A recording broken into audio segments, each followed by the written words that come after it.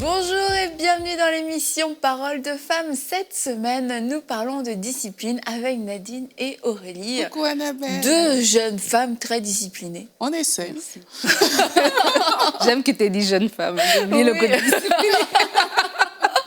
Donc on parle de discipline dans notre vie spirituelle, dans nos pensées, parce qu'on se rend compte que bien souvent ça va être l'élément qui manque. On a la passion, on a le désir, on a l'envie, on a l'objectif, mais il manque un petit liant de tout ça c'est la discipline et ça a l'air d'être le truc un petit peu nul, mais au final c'est vraiment le liant, qui va faire que toutes nos actions vont pouvoir être coordonnées, vont pouvoir avoir de la constance et de la consistance sur le temps. Et on va atteindre les objectifs que Dieu a mis dans notre vie. On va pouvoir, au final, avoir une vie remplie et épanouie. Donc, ça n'est pas rien, quand même, je trouve. Et puis, on avait parlé de la discipline dans la vie spirituelle. Et on a relevé ce point que ça pouvait être quelquefois difficile de trouver du temps dans sa journée pour passer un moment de qualité avec le Seigneur. Et c'est pour ça qu'on vous a lancé ce défi, 7 minutes avec Dieu, parce que nous croyons que vous pouvez trouver 7 minutes dans votre journée pour passer un moment avec Dieu, dans sa présence, peut-être en lisant la parole, peut-être juste en priant, en chantant, en priant en langue, mais 7 minutes juste avec lui, 7 minutes qui vont faire toute la différence. Alors on vous encourage, on est en milieu de semaine, 7 minutes, on persévère, on continue. Je suis sûre que vous avez 7 minutes. Et si hier, vous n'avez pas réussi, si hier, vous êtes dit « Ah, j'ai déjà manqué de discipline », on remonte sur le vélo aujourd'hui et on le fait, on s'encourage. La journée n'est pas terminée. Alors, 7 minutes, c'est pour toi, tu les prends et ça va être... 7 minutes. C'est mon nouveau truc. Ça marche jamais. Et ça va être extraordinaire. Ouais, super. Aujourd'hui, on parle de la discipline face au péché. Et là, c'est comme les pensées. Ce que tu as dit hier, Nadine, discipline et pensée, c'est quoi le rapport? Discipline et péché, c'est quoi le rapport? Parce qu'on va découvrir qu'on a de l'autorité face au péché. Donc aujourd'hui, nous plongeons dans notre sujet de la discipline face au péché. Et tu as dit un mot-clé, on a de l'autorité face au péché. Et ça encore, c'est quelque chose, des fois, les gens sont impuissants face au péché, se disent non, c'est un lien, je ne peux pas, c'est plus fort que moi, je ne peux pas m'empêcher de tomber dans ce péché-là. Et lorsqu'on parle de péché, on parle de toutes sortes de péchés. Il y a des fois, il y a des chrétiens qui pensent qu'ils sont plus spirituels, ils pêchent moins que l'autre personne qui est dans un péché que tu peux voir. Mais toi aussi, dans ta vie, il y a des choses que tu sais que, tiens, le Seigneur n'approuve pas de ces choses-là. Et c'est comme si je ne peux pas m'empêcher de les faire. Mais c'est possible de prendre autorité, c'est possible de dominer sur le péché. À la croix, Christ nous a affranchis. Et c'est vraiment de se saisir de ce que Dieu a fait, de ce que Christ a fait à la croix et de comprendre que non, le péché ne peut plus faire partie constante, quotidienne de ma vie. Je peux me discipliner mon corps, discipliner mes pensées, discipliner mes relations. Bref, je peux vraiment introduire une discipline et résister et mettre le péché dehors de ma vie une bonne fois pour toutes.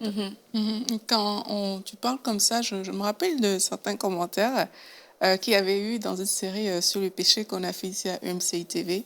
Et il y a des gens qui sont vraiment convaincus qu'on ne peut pas vivre sans péché parce que, justement, ils ne réalisent pas c'est quoi l'œuvre de la croix, en fait. Et on ne réalise pas, justement, que parce que Jésus a déjà tout accompli, le péché n'a plus de pouvoir sur nous. Et quand on parle de discipline par rapport au péché, c'est vraiment de prendre la décision de enlever tout ce qui est œuvre des ténèbres dans notre vie. Et ça, c'est possible parce que Jésus l'a fait. On n'est pas en train de parler de nos propres forces à ce niveau-là.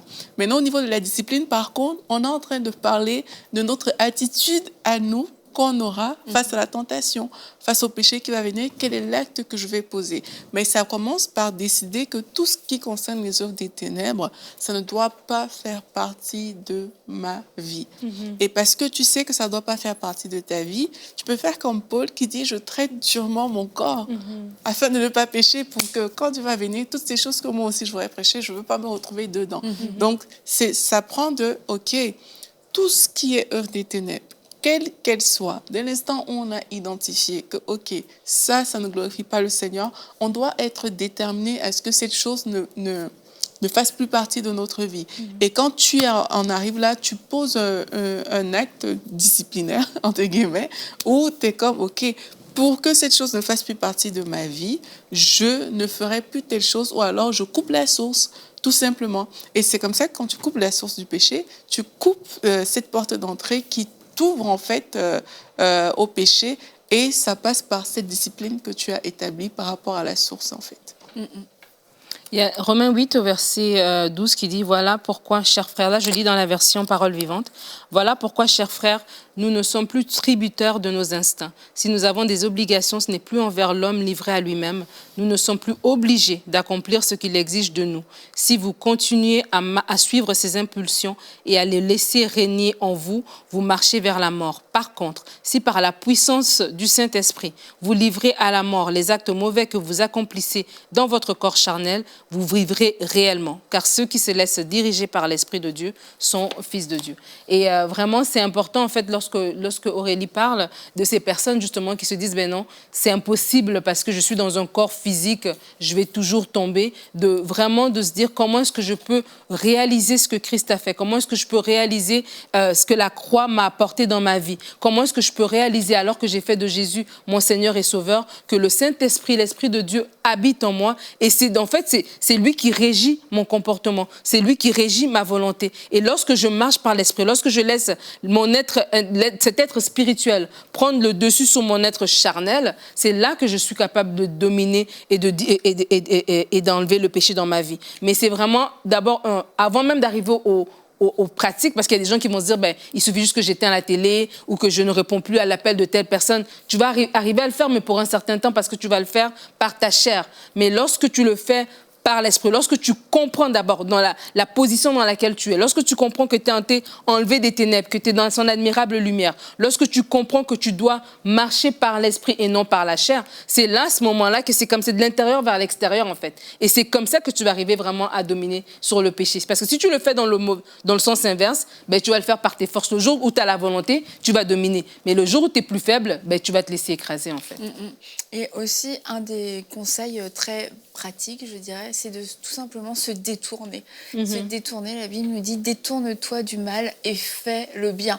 Et souvent, le péché, on peut l'identifier, en fait. On le voit arriver, on sait que c'est du péché, et bien souvent parce qu'on l'a déjà fait, c'est un péché qu'on connaît, il revient. Et quand on le voit revenir, on n'a pas forcément ce réflexe, ni cette envie d'ailleurs de se détourner. Mais se détourner du péché, c'est extrêmement efficace. C'est de dire, non, ça ne m'intéresse pas. Le péché est là, mais moi, je vais par ici. Et c'est de se détourner pour tout. Je suis sur Internet, j'ai une proposition, il y a une image, il y a un mail, il y a quelque chose. Non, je me détourne. J'essaye pas de regarder, j'essaye pas de cliquer un peu. Il y a des tas de sollicitations. La médisance. Il y a une conversation qui commence à couler vers la médisance. Je me détourne, je change complètement de sujet. Je suis pas obligée de tourner le dos à personne. Juste, je peux changer de sujet. Je veux même pas commencer à glisser sur ce terrain parce que je sais que j'ai une tendance et que du coup, à rien me suffit. Et c'est plus facile souvent de dire non à une part de gâteau que de se dire, j'en prends une petite part et puis je vais m'arrêter. En général, tu commences le gâteau, tu le termines. Tu vois. C'est ça. Donc, mieux vaut dire non, j'en prends juste pas parce que je sais, après, je connais déjà le processus, je connais ce cycle et je vais pas me faire avoir à chaque fois quand même. Ouais.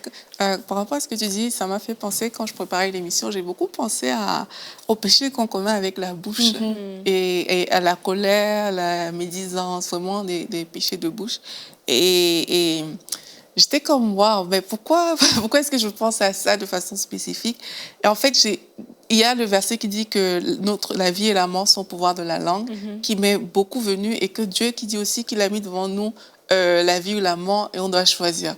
Et là, j'étais comme, OK, c'est parce que la langue a vraiment la capacité de vie ou de mort, et la langue, c'est ce qui va t'amener dans le choix, parce que devant toi, il y a le choix de la vie ou de la mort.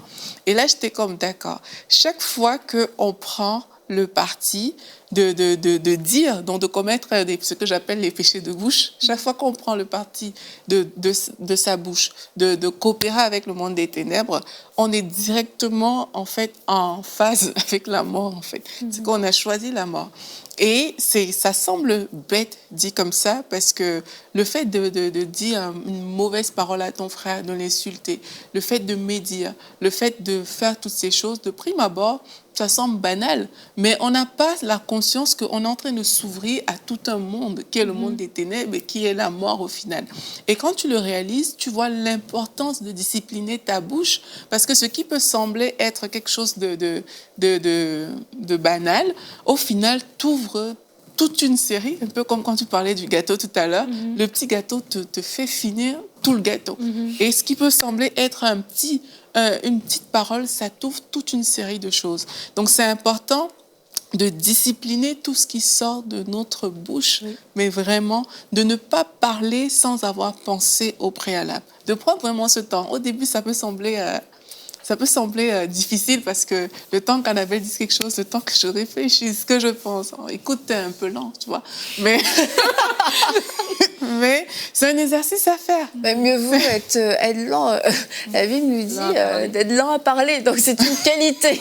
On est biblique quand on est lent à parler. Et c'est vrai que quelquefois, on va continuer sur ça. Écoute, on va suivre la direction. On peut être dans des discussions et on est en train d'échanger des avis, etc. Et la limite peut être fine, en fait, entre je partage des avis et je tombe dans la médisance, je tombe je suis en train de pécher, en fait. Et quelquefois, il y a des personnes qui vont mettre comme une pression. Vas-y, dis, parle. Et puis, en fait, toi, t'es lent à parler parce que, tu sais pas, t'es en train juste d'éprouver ta propre pensée et de prendre le temps à l'intérieur de dire, est-ce que ça, je peux le dire? Et c'est vrai que ça peut paraître lent. Et dans une discussion, ça manque un peu de flow et de fluidité. Mais c'est de résister à cette pression qu'on peut avoir aussi quelquefois de l'entourage. Parce qu'il y a des gens qui sont aussi mal intentionnés, il faut le dire, et qui veulent nous pousser à pécher par notre bouche et par nos paroles, qui veulent nous pousser à dire ces choses, des paroles de calomnie, des paroles blessantes, des mensonges même. Et il faut être fort et résister et se détourner, se dire, et être capable de dire à ce moment-là, écoute, moi je suis pas à l'aise de parler de ça.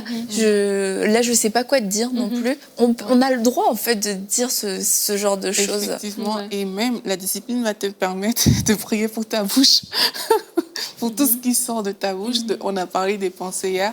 Le fait, quand tu vas décider de discipliner ce qui sort de ta bouche, parce que tu as compris ces choses, tu vas commencer à prier pour ça. Tu vas commencer à dire, Seigneur, accorde-moi la grâce de ne pas ouvrir ma bouche pour calomnier, pour me mettre en colère, pour dire des choses qui ne glorifient pas ton nom. Et c'est valable dans tous les domaines. Là, on parle du péché, mais c'est valable pour tout. Et chacun connaît le défi auquel il est parfois confronté. Il y a des personnes qui ont des faiblesses. Mais te discipliner, ça te fait attaquer ta faiblesse en face. Tu regardes la faiblesse que tu as qui te pousse au péché et puis tu dis, OK, tu renverses ces choses, comme on a dit, et puis tu commences à prier que je ne veux plus me retrouver dans cette situation, et tu mets tes balises, que OK, chaque fois que la situation va se présenter, si c'est peut-être quelqu'un qui a des faiblesses avec des images et tout, mais dès l'instant où tu tombes sur cette image-là, il faut que tu aies une balise. C'est pas à ce moment-là que tu vas commencer à réfléchir, mais il faut que tu aies prévu ton plan pour différentes choses. La première fois, OK, on t'a eu, c'est bon, c'est une première. Mais après, quand tu reviens sur des choses qui se sont passées, tu peux décider que dans ce type de situation, voici l'attitude que je vais adopter chaque fois que cette situation va se présenter. Si je n'ai pas de mots, je vais te dire, excuse-moi, comme tu as dit Annabelle, je préfère pas parler de ce sujet pour le moment et je passe à autre chose. Mais c'est toujours d'être prêt, en fait, à répondre à des différentes sollicitations. Aurélie peut vous donner des cours pour mettre fin à une conversation. Je sens que tu as quelques phrases choc comme ça. Mais justement, quand alors qu'on parle du péché de la langue, comme tu parles, Aurélie, je crois aussi que c'est important tu sais, on a dit la discipline, c'est choisir entre ce qui est mieux et ce qui est bon. Et que des fois, dans la discipline, justement, tu vas oublier, tu vas laisser ce qui est bon parce qu'il y a ce qui est mieux pour toi. Et c'est une rigueur, c'est vraiment de dire, je choisis telle chose. Et dans le domaine des conversations ou des conversations qui tombent à la calomnie, la Bible dit dans Éphésiens 5 au verset 19 de s'entretenir par des psaumes, par des cantiques et tout ça. Et en fait, ça dit que ne vous enivrez pas de vin parce que c'est de la débauche, mais entretenez-vous par des cantiques, par des psaumes. Et des fois, il y a des conversations et des groupes d'amis qui sont ces groupes qui vont nous amener à nous enivrer de conversations, de calomnies et nanana. Et ça a l'air bien, on passe la soirée à faire ça. Mais c'est vraiment aussi la discipline de dire que non, je choisis d'être avec des gens qui vont m'édifier, dont les conversations vont m'édifier. Et des fois, quand on sent qu'on va parler, quand on sent que tout ce qu'on va dire ne va que être le reflet de notre amertume ou de quoi que ce soit, de vraiment dire non, on va s'entretenir. Et même en couple, on peut décider, on peut dire qu'aujourd'hui on va parler de telle affaire, on peut parler de telle chose parce qu'on est juste entre nous, on peut se dire les choses librement, on est juste entre nous deux. Mais on peut choisir aussi, même à l'intérieur d'un couple, de s'édifier mutuellement, de dire non, on va s'entretenir par des psaumes, par des cantiques, par des choses bien, par des trucs qui vont honorer Dieu en fait. Et ça, c'est important. Comme tu l'as dit Aurélie, le fait que lorsqu'on parle, on peut vraiment ouvrir, amener la mort. On a parlé des pensées hier. Mais si je parle des trucs de calomnie, si je médis, aujourd'hui j'ai parlé de la personne, mais quelque part j'ai ouvert la porte aussi pour que ces choses aussi m'arrivent. Quelque part j'ai ouvert la porte aussi et je me suis mis du côté de l'ennemi lorsque j'ai médit ou lorsque j'ai calomnié quelqu'un. Et après, les choses vont aussi venir dans ma vie. Donc c'est hyper important de vraiment, ce n'est pas ennuyeux que d'avoir des conversations édifiantes. Ce n'est pas ennuyeux que d'être avec des gens qui vont parler bien. Ça peut faire bien à la chair d'être avec des personnes qui médisent, mais c'est la porte de la mort lorsque nous faisons ça. Et vraiment qu'on s'édifie aussi dans nos conversations. Et même lorsqu'on est en colère, j'ai envie de dire, c'est important de veiller. Parce que les gens justifient souvent un péché par quelque chose. C'est comme c'est parce qu'il a fait ça que je me suis emportée et puis tu te retrouves en plein dans le péché. Mais tu dois apprendre à discipliner même ta colère, tes sentiments que tu as face à certaines situations. Tu dois apprendre à les discipliner parce que tout ce qui est porte ouverte au péché, c'est à ce niveau qu'il y a la bataille quand on parle du péché. Et il faut apprendre à dire, OK, mais là, il y a une situation qui ne me plaît pas trop, mais comment est-ce que je vais me positionner ou m'exprimer même par rapport à cette situation? Est-ce que je balance tout ce qui me passe par la tête parce que voilà, la situation le justifie? Ou alors je fais preuve de discipline dans ce que je dis parce que je ne veux pas commettre un péché. Donc c'est toujours ce choix qu'on a en fait devant nous face au péché, c'est est-ce que je me comporte comme ça même si la situation le justifie? Il y a des choses qui arrivent, tout le monde va te dire si tu parles peut-être plus fort ou bien si tu te fâches que vraiment tu as bien fait, la personne en face l'a bien mérité. Mais c'est là où tu dois toujours revenir à tes valeurs. Mes valeurs ne viennent pas d'une situation, des circonstances, de ce que l'autre personne a fait, ça vient de la parole de Dieu. Et pour ne pas pécher, c'est-à-dire pour respecter et honorer la parole de Dieu, mais je me retrouve en train de respecter ces choses-là. Et dès qu'on pose ces bases de discipline, mais là, franchement, on sera épargné de beaucoup de choses. Il y a beaucoup de choses dans lesquelles on ne va pas tomber et le cœur sera beaucoup plus léger parce qu'on n'a pas fait certaines choses, parce que parfois, c'est une porte ouverte. C'est un péché en entraîne un autre et puis on se retrouve avec un cœur chargé parce qu'on a manqué de discipline. Et juste un petit point par rapport à ce que tu es en train de te dire, je n'ai pas le verset, ça ne me revient pas, mais en fait, ça dit lorsque ça a conçu, ça produit le péché, mais j'ai oublié le début.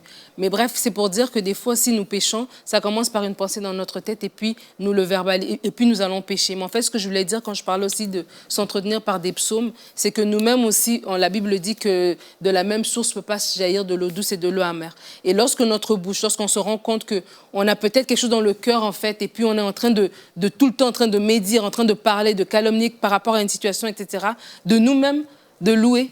Vraiment, ça, c'est un truc aussi pour se discipliner par rapport à ça, de choisir de dire, OK, Seigneur, je veux te louer. Et lorsque tu vas commencer à louer Dieu, lorsque tu vas juste chanter les louanges de Dieu, lorsque tu vas parler de Dieu, après, c'est comme, tu ne peux pas revenir commencer à parler de ces choses-là. Tu viens de ta propre bouche de parler de la bonté de Dieu, de sa fidélité, de sa sainteté, mais tu ne peux pas après ça venir parler des choses qui sont trop bas. Et donc, c'est aussi une façon aussi c'est un truc aussi pour se discipliner par rapport à, lorsqu'on sait qu'on pêche facilement de notre bouche, de vraiment prendre l'habitude aussi, lorsqu'on sent que ça bouillonne, ça monte, et puis là, on sait qu'on a commencé à parler, et là, ça va faire effet boule de neige, de dire, OK, je veux louer Dieu. Et lorsque tu vas sanctifier ta bouche, lorsque tu vas parler de Dieu, ben après, tu fais attention. Quoi. Les gens vont être trop bizarres maintenant dans leur conversation, ils vont faire des grands silences. Celui-là en parlait, il y en a un autre, chantons un cantique. Et faisons entendre le louange. Et sinon, Frank Poulain, que vous devez connaître, lui, on l'a déjà dit, mais il fait un truc, et la première fois qu'il le fait devant toi, c'est un peu surprenant. Tu parles de quelque chose, et puis là, d'un seul coup, je dis « Oh, ferme-toi !» Qu'est-ce qui te prend? Dis-moi, cher, tais-toi. Ok. Et en fait, quelquefois, ils se parlent vraiment à haute voix parce que dans la conversation, il aura envie de dire quelque chose, mais c'est sa chair qui veut s'exprimer. Et là, tout de suite, il est là, tu vas, non, cher, tais-toi. Ok. Mais c'est très efficace. Et je trouve que Frank est quelqu'un qui sait très bien tenir sa langue, qui ne médit pas, qui ne calomnie pas, parce que vraiment, il a cette discipline. Quand il sent qu'il a une parole qui monte et qui ne sera pas édifiante, une parole qui vient de la chair, il n'hésite pas au milieu d'une conversation à paraître bizarre. Il y en a, ce sera les cantiques, il y en a d'autres, pas sûr. Et lui, c'est ça. En plus, t'as l'impression que c'est à toi qui dis ferme-la. Quoi? Je dis faites tout, mais ne soyez pas violents. Non. Et j'ai une pensée en fait pour les personnes qui justement face au péché se disent que c'est plus fort qu'elles peuvent pas, elles n'arrivent pas à avoir cette discipline ou elles veulent pas, mais elles sont souvent en train de tomber dans les mêmes cycles de péché. C'est pas impossible de se discipliner, mais il faut être violent envers soi-même. J'ai envie de le dire comme ça. Il faut être violent et, comme j'ai dit tantôt, vraiment poser des actions. Dites-vous que chaque fois que cette pensée, il faut couper la source en fait. Chaque fois que cette pensée va arriver, voici ce que je vais faire. Je vais commencer à louer Dieu. Je vais poser telle action. Il y a quelqu'un qui a dit qu'il faut opposer l'ambition à l'ambition. Et moi, j'aime trop cette phrase-là. L'ambition du diable, c'est de nous conduire au péché. Et l'ambition de Dieu, c'est de nous conduire à notre destinée, dans ses plans parfaits. Et quand tu réalises qu'il y a quelque chose qui semble te fatiguer, que tu veux plus de ça, mais que ça persiste, ce péché, il est là, il est récurrent, vraiment, il faut élever tes ambitions au niveau des ambitions que l'ennemi a prévues pour ta vie et décider que chaque fois que cette pensée va venir en moi, qui veut me pousser à tomber dans la pornographie, à faire ci, à faire ça, voici l'acte que je vais poser. Tu peux décider, je vais honorer Dieu. Tu peux faire comme ce pasteur qui a dit à Satan de s'asseoir et de le regarder adorer Dieu parce qu'il était comme oppressé. Tu peux faire tout, mais décide d'une action.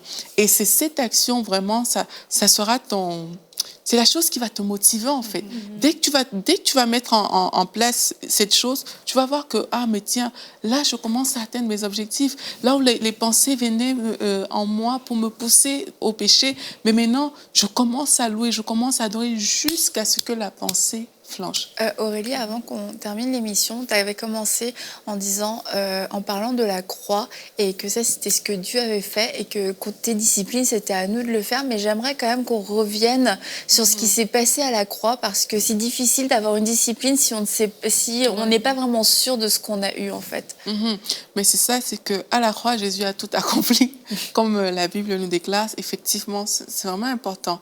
Parce que comprendre la croix nous permet de comprendre que la mort n'a plus de pouvoir sur nous, le péché n'a plus de pouvoir sur nous, les défis de notre quotidien n'ont plus de pouvoir sur nous, pas parce qu'on est très fort ou très bon, mais parce que Jésus-Christ à la croix a pris le soin de porter toutes ces choses. Il a pris le soin de bloquer en fait l'accès de Satan. Maintenant, si Satan vient, c'est parce qu'il y a une porte qui lui est ouverte et Jésus nous a libérés de ces choses. Donc, je veux encourager les personnes qui nous écoutent aujourd'hui. Si vous ne savez pas ce que Jésus-Christ a fait à la croix, sachez qu'à la croix, Jésus-Christ a pris notre péché. Il a pris nos maladies. Il nous a délivrés de l'emprise que Satan pouvait avoir sur nous.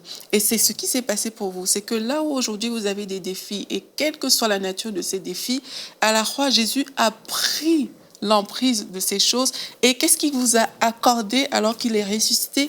Il vous a accordé l'autorité, le pouvoir de marcher sur ces choses, de dominer sur toutes ces choses, en fait. Donc, quand tu as la conscience de la croix, et je prie vraiment que ce soit une révélation pour plusieurs aujourd'hui, la conscience de la croix fait en sorte que dès qu'un péché vient pour cogner à ta porte, dès qu'une situation qui n'est pas conforme à la volonté de Dieu vient devant toi, tu as l'autorité pour te placer devant cette situation et dire au nom de Jésus, je te commande, tu dégages.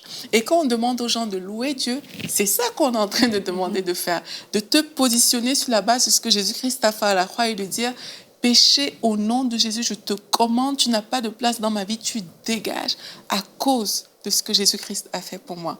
Et quand tu fais ça, sincèrement, tout ce qui existe a des oreilles. Votre péché a des oreilles. Les choses que vous entretenez, ça a des oreilles. Et le nom de Jésus a la puissance pour anéantir toute œuvre des ténèbres. Ayons juste cette conscience-là de la puissance du nom de Jésus. Allons avec ce que Jésus-Christ a fait à la croix et à coup sûr, le péché n'aura pas de choix. Il va dégager. Et il faut être persévérant. La persévérance, c'est aussi ça qui va faire la différence. Ça fait partie de la vie et de la discipline que d'être persévérant. C'est ça qui va faire la différence. Et quand tu vas le faire, tu insistes, tu persistes et tu vas voir que la chose va s'en aller. Amen. Et la Bible dit que Satan, lorsqu'il a tenté Jésus, lorsqu'il n'a pas réussi, ça dit qu'il est parti en cherchant un moment favorable.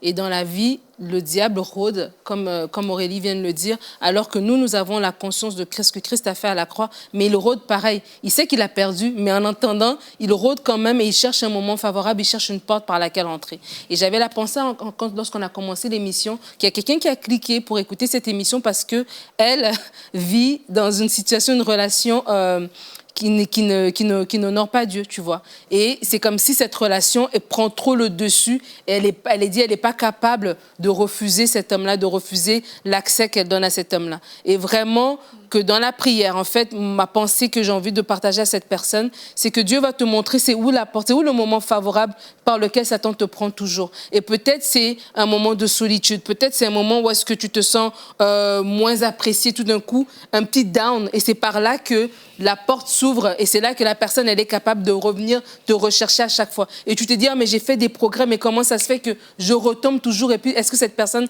elle a un lien, elle a un accès à moi? Mais non, Christ, il est venu par la croix, comme Aurélie l'a expliqué, enlever tous ces liens-là, couper tous ces liens-là. Mais aujourd'hui, que vraiment par la prière, tu puisses déceler c'est où il y a une porte quelque part, il y a un moment favorable que l'ennemi trouve à chaque fois et à chaque fois, il revient te prendre dans ce péché d'infidélité ou de fornication, peu importe ce que c'est, et vraiment que par la prière, tu puisses savoir elle est où cette porte et que tu la fermes une bonne fois pour toutes. Amen. Amen. Eh bien, merci beaucoup les filles. En tout cas, je vous encourage, si vous n'avez pas encore passé vos 7 minutes avec Dieu, à pouvoir passer ce temps. Peut-être vous avez besoin d'un temps de repentance pour renoncer au péché et prendre cette décision. Non, je n'y reviendrai pas. Je n'aime pas le péché. Je suis dégoûtée par le péché parce que l'Esprit de Dieu qui vit en moi n'aime pas le péché et je ne veux pas me complaire dans ce péché. Et demander au Seigneur de lui révéler, de vous révéler votre identité, votre autorité et que vous pouvez, comme on l'a dit, vous pouvez dire non au péché parce qu'à la croix, tout a été accompli. Le péché n'est pas une option dans notre vie d'enfant de Dieu, de chrétien, d'enfant racheté. Jésus a déjà payé le prix pour le péché. Nous n'avons plus à vivre pour le péché. Alors vous êtes mort au péché et vivant pour Dieu. C'est ce que nous déclarons sur votre vie aujourd'hui et on vous encourage encore à passer ces 7 minutes avec Dieu. 7 minutes, c'est très court, mais c'est 7 minutes qui peuvent changer votre vie. 7 minutes pendant lesquelles Dieu peut vous communiquer une pensée. Dieu peut changer, complètement bouleverser votre façon de voir les choses. Alors ne le méprisez pas, ne le minimisez pas. Et on vous dit à bientôt dans une prochaine émission de Paroles de Femmes.